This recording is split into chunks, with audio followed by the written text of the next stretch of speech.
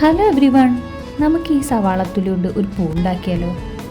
നമുക്കിതാ ഇതുപോലെ നല്ല ചെറിയ ചെറിയ ഇതളുകളാക്കിയിട്ട് ഒന്ന് കട്ട് ചെയ്തെടുക്കാം.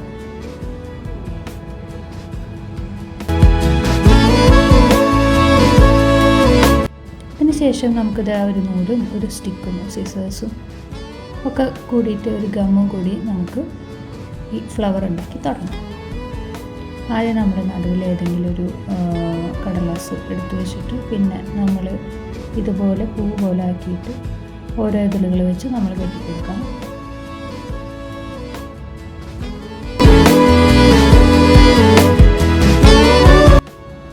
നോക്കി പുള്ളിത്തൊലി ഇത് നല്ലൊരു സൂപ്പർ പൂവായില്ലേ?